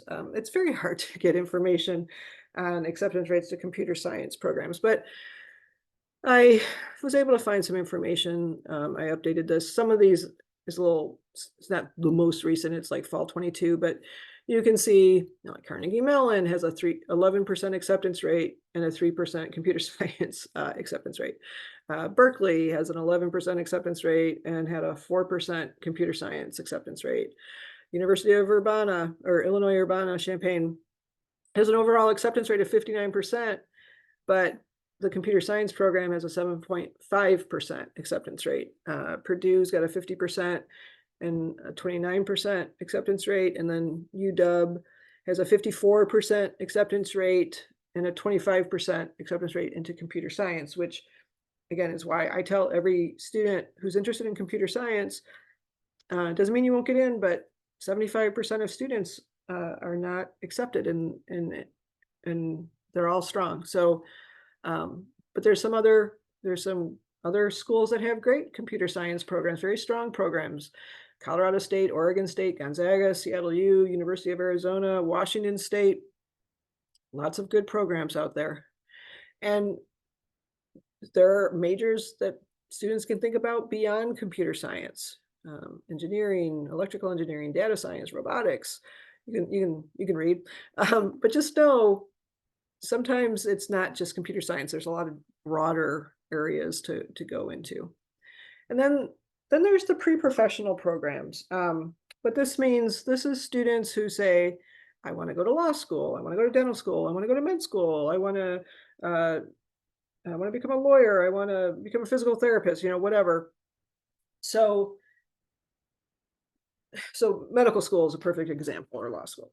There isn't a major called pre-med. Most students who are interested in medicine are typically going to study the sciences, biology, chemistry, biochem, whatever, and it's because of the required courses a student has to take in undergraduate to apply to take the medical school test, MCAT. But students can major in anything that they want. They can be an English major, a psychology major, whatever. They just have to make sure that they're hitting the requirements. And so one of the things I always tell students is you want to check out the advising that a college offers. Their pre-med advising, pre-law advising, pre-professional advising, and find out how they support the students. Find out what graduate level schools, medical schools, law schools, whatever, that students from that college are accepted to, because that's important information. So just to give you a sense, medical school, which is such a long track, but of all the college freshmen who say, I'm going to become a doctor, 47% of them will actually end up taking the MCAT, which is the test you have to take in order to be able to apply to medical school. And of that 47%, only 40% actually get into medical school. So there's huge drop-offs, and a lot of it has to do with grades and hard classes that they make students take, and all the different extracurricular activities and research, and there's so many things that a student has to do in order to be a strong candidate for medical school. And so one of the things that I always say, if it were me, I would talk to the college. I wouldn't look on their website because you won't find the accurate information, but find out what is that college's data. I would want to attend a college whose numbers were much higher than that 47% and 40%. So check into that type of information. So how do you explore careers? How does a student explore careers? So the first thing, what careers interest a student? What is a student curious about? And, this is something that where parents might say, oh, I noticed that you really like doing this or doing this, or, if a student talks about something, don't say, oh, no, you can't do that, but just let them explore. And then I think having students talk to, say interview, people whose careers interest the student can be very valuable. And this is an area where parents can really be helpful, because most students are like, I'm a teenager who wants to talk to me. I want to know who to talk to. But I have found in my experience that most adults are thrilled if somebody shows any interest. And as long as a student is polite and personable and, can put sentences together, most adults are happy to meet with a student and answer any questions that they have. And it can be done on Zoom, it can be done in person, but this is where parents can reach out with people that they know, or reach out to their friends and go, oh, my child is interested in this field. I don't know anybody. Do you know anybody who does this? And there's just very simple questions a student can ask. Tell me how you got from my age to where you are now. Listen to their story. Where, what did you get your bachelor's degree in? Um, what college did you go to? Did you go to graduate school? What did you get your graduate degree in? Knowing everything you know now, would you take the same path or would you do things differently? What do you love about what you do? What's your least favorite thing about your job?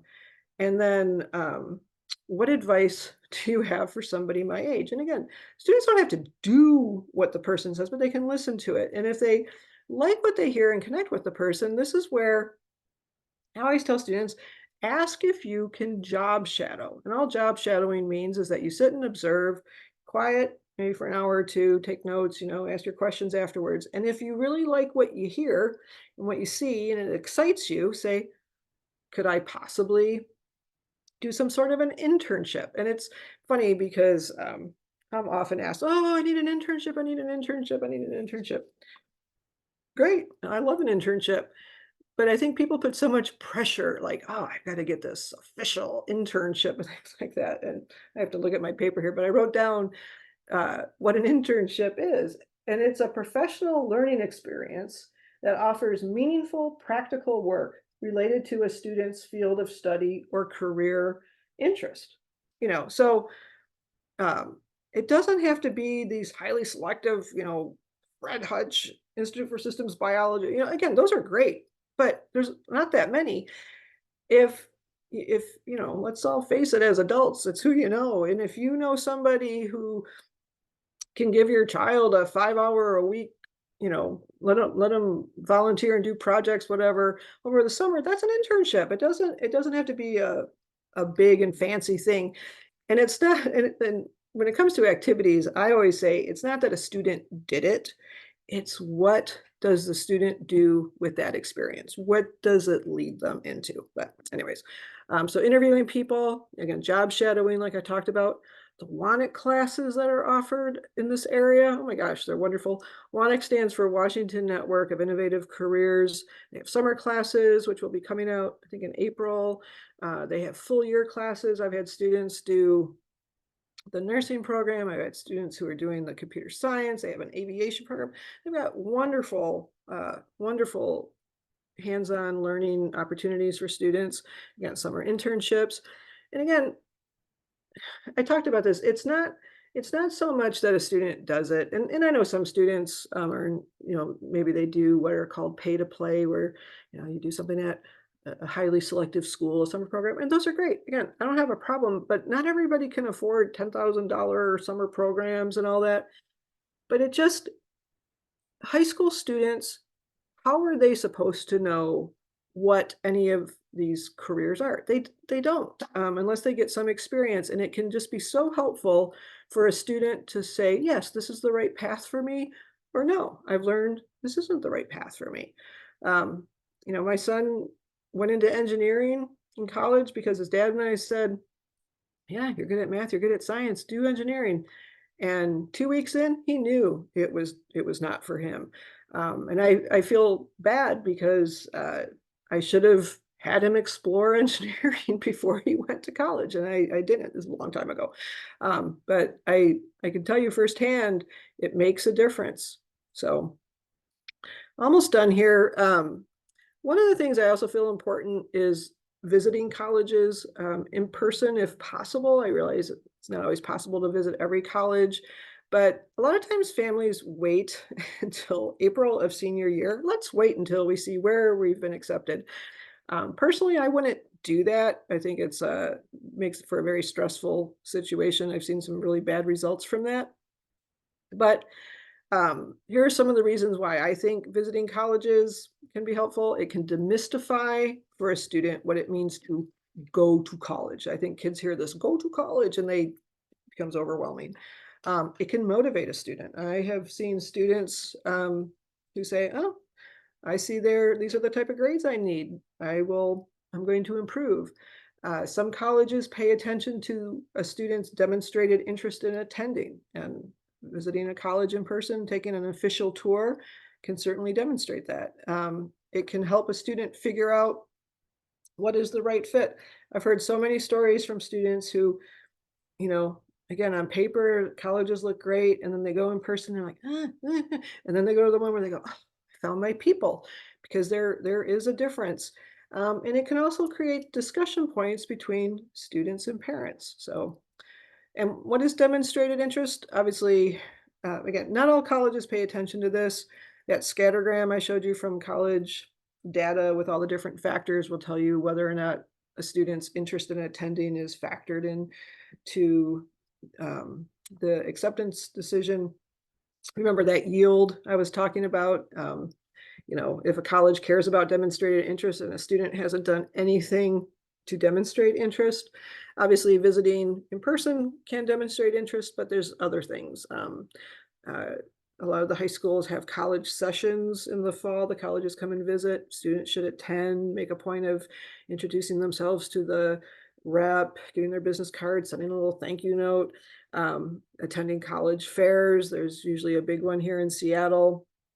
Emailing admissions with questions, opening up emails, following the colleges on social media. They track a lot of different things. So a couple of little trivial type of things. Colleges have different deadlines when it comes time to applying. As I said earlier, most college applications are submitted in the fall of senior year. Typically, November is when that's my that's my witching season. Uh, Different college deadlines include regular decision, rolling decision, which just simply means so regular decision, like University of Washington uses regular decision. University of California uses regular decision. They have one application deadline. UW, the deadline is November 15th. They released last week, so mid-March. And so they all come out. Same with University of California. There's this November 30th. Admission decisions come out in March. Rolling decisions is different. They just process through the applications and admit students as they go. Washington State does that, Arizona State, Oregon State, and it's great. I always love for students to have at least one rolling decision college on their list so that they hear back and they feel better that they know they're going to college because they've been accepted one place. Some colleges offer what's called early decision. You might have heard of that one. This is the one that's binding. Students can only apply to one college, early decision. Colleges like it because it locks in their yield. They know who will be attending because if a student applies early decision, they will be going. Early action is not binding, but it's just an earlier deadline. I always tell students if they're strong students and they can submit a thoughtful, complete application early, they should because they'll hear back sooner. And again, it'll just give them, but again, it depends what deadlines are offered depends on the college. So, but that information is available too on their websites. There's different platforms. There's the Common Application, known as the Common App Coalition application. University of California has its own application. Cal State has its own application. Some colleges like Montana State, they have their own application. It all totally depends on the college. If you're a junior and you know you are applying to schools that use the Common App, like University of Washington, University of Michigan, Arizona State, whatever, just know you can start your Common Application. You can only work on the data section right now, but you can start that. So how do you choose? It's hard. There's lots of different factors. It's not just I'm going to go to the school with the lowest acceptance rate. What's the right fit for me? does it work within the family? Can I afford to go there? Do they have the programs offered? Is it a culture that I will thrive in?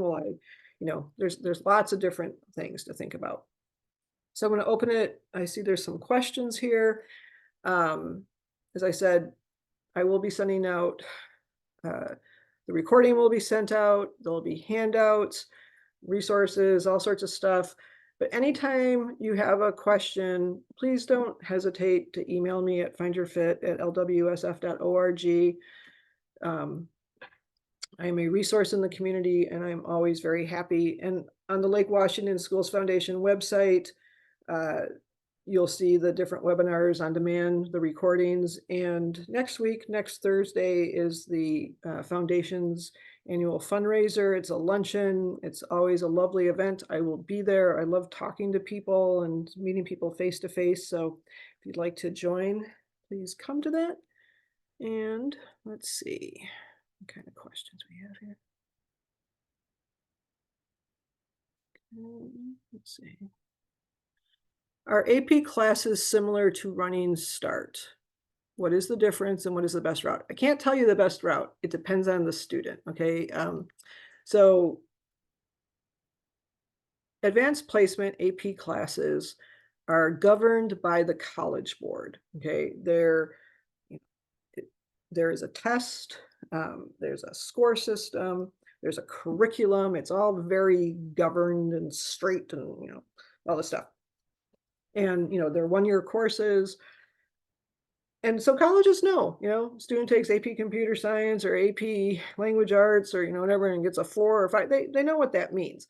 Running Start is different. It is, a student is taking college classes. They're taking them on a quarter system. And what that means is 3 quarters is the equivalent of 1 school year. Like there's a, I don't know if I'm saying this right. There's a fall quarter, a winter quarter, and a spring quarter. Each quarter is 10 weeks. 1 quarter of high school, or sorry, 1 quarter of Running Start is the equivalent of a year of high school. So the pace is much faster, which is one reason why colleges like UW says, we reckon like it's fast. Okay. Um, so 3 classes a quarter is considered full-time. So in the course of a school year, a student would take 9 classes. And as I said, a student is meeting their high school graduation classes. So they have to take at least 1 English class. They have to take, all this stuff. And that's why students work with an advisor to make sure that they're meeting their graduation requirements. But this allows students, Running Start can allow students, one, like let's say a student loves computer science or they love physics or they love history or whatever, man, they can go so deep because once, as long as they're taking 9 classes a year and they have all these, so they can go deep in a subject if they really like it, versus like computer science, most high schools only offer 2 classes, maybe 3 classes. They're earning college credit. So if a student does full-time Running Start junior and senior year, they will have 2 years of their undergraduate degree taken care of, paid for. And I showed you the cost of college, so there's that. Students still apply as a college freshman, all the requirements for college freshmen. But then when they're accepted to a college, they decide what college they're going to attend. Then they send that transcript from community college. And the college will say, okay, again, most students, they're not having issues with credits being accepted or not. So a student can start as a junior because they have fulfilled all these requirements, and students have saved a lot of money. Some students don't like the high school scene. They want more flexibility. They want to have more time for activities. They want to have a job. They have family responsibilities, whatever. Running Start can be great. AP can be great too. It's, it depends on what a student is looking for. I can't make which one is better. I think what a student can do if they're exploring colleges farther away. West Coast understands Running Start dual enrollment from our area. They respect it. They know the schools, but a school in Florida might not, or a school in Massachusetts might not. And so to ask that question, what are your thoughts on Running Start dual enrollment? How do you handle it? Do you respect it? But I can't, there's no right or wrong. It depends. It depends on the student. Um, let's see. Do colleges have visibility to all SAT? No. Uh, so someone was asking, um, so as I said, with ACT and SAT scores, it's going to depend on the college. In Washington State, California, the state schools, they are not used for admission. They don't see them. Some colleges will allow students to self-report their scores on their application. And and there are some students who go, I'm going to submit my test scores to these schools because my test scores look good to these schools, but to these schools, my scores don't look that good. Because again, it depends on the school and what the test scores look like.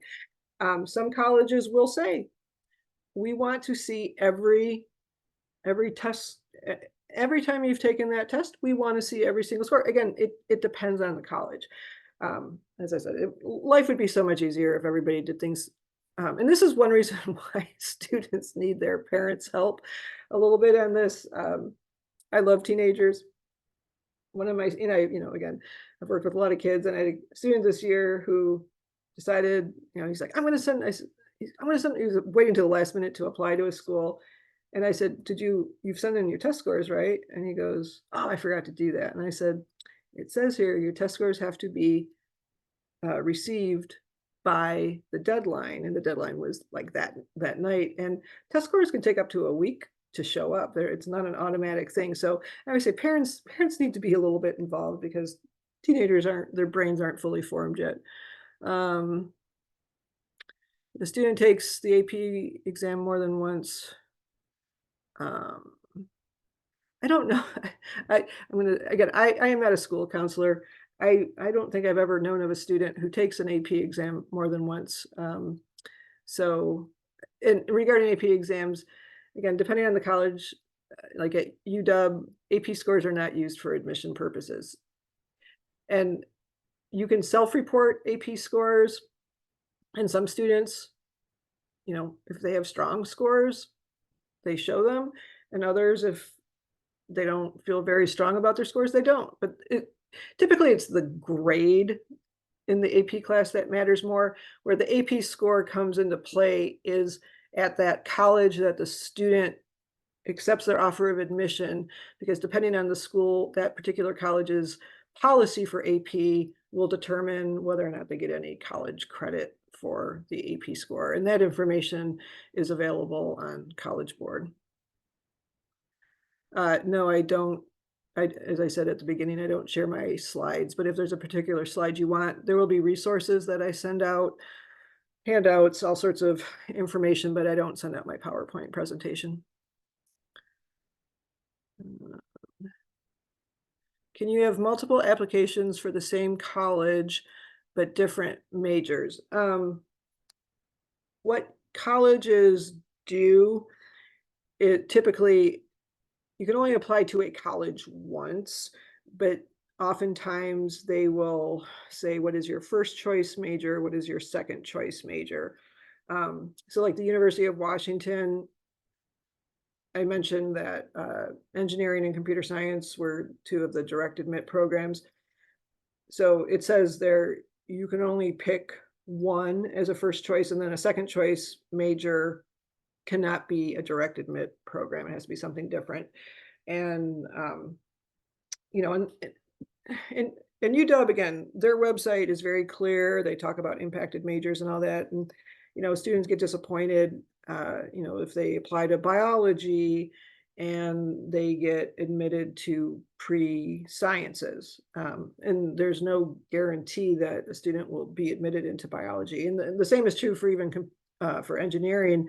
If a student gets admitted to engineering, it's into general engineering, and then it's not till a year or two later that they get into the specific they apply to the specific program, but there's no guarantee that a student will be admitted. And again, different colleges handle things differently. So that should be, something to, if a student knows 100% that biomedical engineering is what they want to study, I would make sure I applied to a school where I would get into the biomedical engineering instead of, being told, nah, now you're going to become a civil engineer, which might not be the end of the world, but it's different options. So, okay, those are done. Someone's asking. So I think you're asking about grade point average. In Washington State, we don't weight GPAs. Our GPAs are always going to be unweighted. And the numbers I was showing for the University of Washington is an unweighted GPA.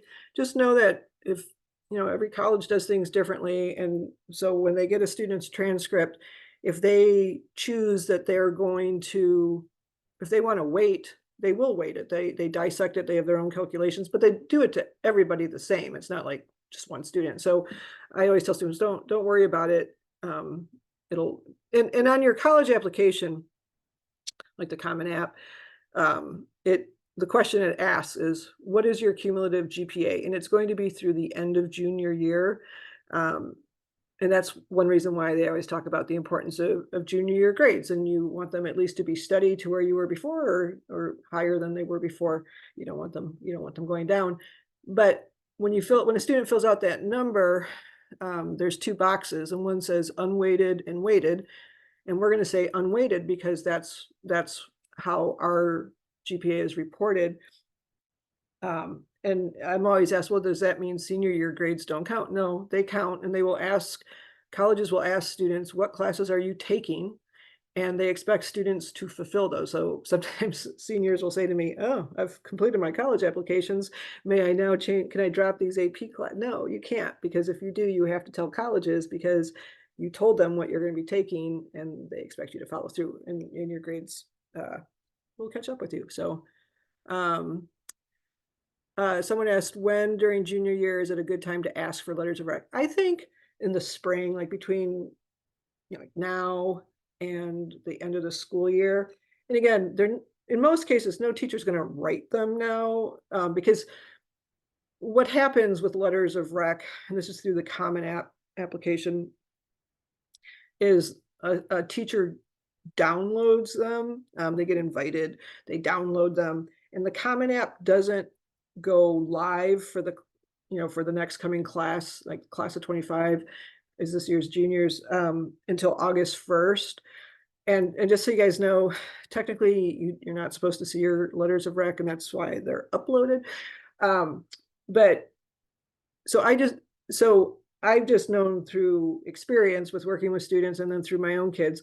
So some teachers will say, great, yeah, I'd love to write you, ask now and this, and the teacher will say, sure, just come and remind me in the fall, and then I would say, wait, do it early September. Don't wait till October, about that. Other teachers will say, oh, sorry, I'm only writing 7 and you're the 15th student to ask me, and then you're going to be out of luck with that particular teacher. I've heard of other teachers who say, I only write so many, and I'm interviewing all the students who are interested. And, again, it depends on the teacher, how they're going to handle letters of rec. But that's why, ask them, get it lined up, ask them, how do you want me to handle it? And most of the time they're going to say, oh, here's a form I want you to fill out, or go to the counselor's office and fill out the form. But again, just say to them, is there anything I can do? Would it be helpful to have a 10-minute conversation and I can show, answer any questions that you have? And if you're a younger student, freshman or sophomore year, and you never talk to teachers, get in the habit, because it's much easier to ask for a letter of rec if you talk to your teachers, because teachers are human beings. And again, this is a lot of work for them. Okay, if my parents live in different states, can I apply as an in-state applicant in both locations? That is a legal question about residency, but my gut reaction is no. And it's because you have to think about your high school transcript. So let's say you have a parent who lives in California, but most likely you're attending high school here. But if in doubt, check with every school website has residency. You can type in residency requirements, but typically, because colleges know that people are trying to get the in-state tuition and they've got lots of rules and all that. But I would say whatever parent you live with and you attend school there, that's going to be where you're a resident of. But I am not a lawyer, so let's see. What's the difference between applying with a major or with undecided? So on a college application, and again, it's going to depend on the college as to what they allow. Many colleges, if you're applying to the college, they'll say, "What is your first choice major?" And at a lot of colleges, if you scroll down, one of the options is undecided or undeclared. It just means you don't know yet. And there's nothing wrong with that. Now, there are colleges that don't allow you to do that. University of Washington used to. This year, undecided was not an option. Cal Poly and San Luis Obispo, they admit by major. It is very hard to change majors, and that's why I tell students who, unless you know that you really know what you want to major in, don't apply there because it's hard to change your mind. Versus, I want to study nursing, I want to study accounting, I want to study political science. That's a major, and as I said, statistically, at least more than 50% of college freshmen change their mind. And again, there's nothing wrong with it. So it's going to depend on the college. And that's why I said, if you are undecided, don't worry about that. Or if you change your mind, but there's usually services available at a college. And I would ask, okay, if sometimes they're called exploratory programs, but like, if I'm undecided, how are you going to help me figure it out? And you're paying lots of money, so make sure that they're helping you. And as far as minors aren't usually hard to get. Like, sometimes I'll talk to students who, maybe they're interested in business, but kind of have a little bit of an interest in computer science. And so you can take it, all a minor is it's like a little piece of the pie is going to be concentrated in a different area that you're interested in. A double major is different. It means you're going to have two majors, which it means I don't know. My brain is tired from talking for the last 2 hours. But the majority of students' college credits are in a specific subject. And you can look at a college website and it'll show you what are the classes that are required if you want to be a major in architecture or whatever. It'll tell you what classes that you have to take. And then a minor is just like an interest. So like my daughter, and when she went to college, she was a biology major. And originally she was a dance minor because she did competitive dance all through elementary, middle, and high school. And then after a year or so, she's like, yeah, I don't really like this. And she went into applied mathematics, which was a cool combination with biology. So my son was, after he realized that he did not want to be an engineer, went into human physiology as his major because he wanted to become a physical therapist, and he minored in business because he's hoping one day that he has his own practice or something like that. So is volunteering a good extracurricular? As I explained, volunteering is different than extracurricular activities.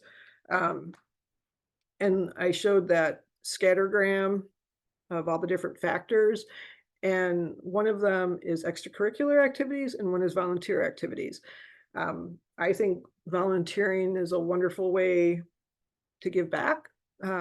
Is it required? No, but if a college thinks it's important, you might want to. It also can show your character and your personality, but nobody has to. It should, and again, it should come from your interest in something that you want to do, but it's not required.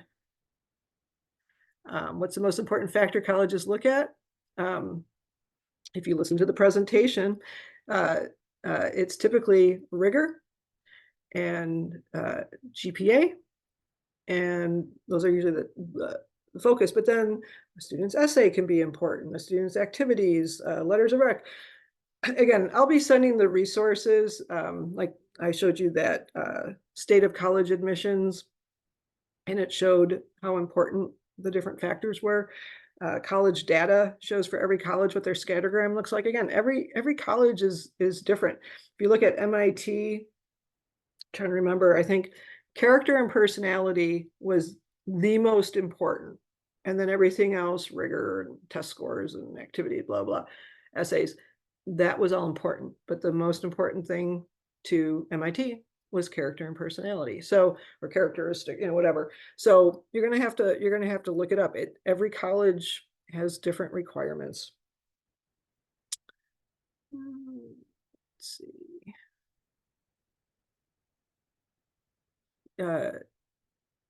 So UW doesn't weigh, UW, it's an unweighted GPA.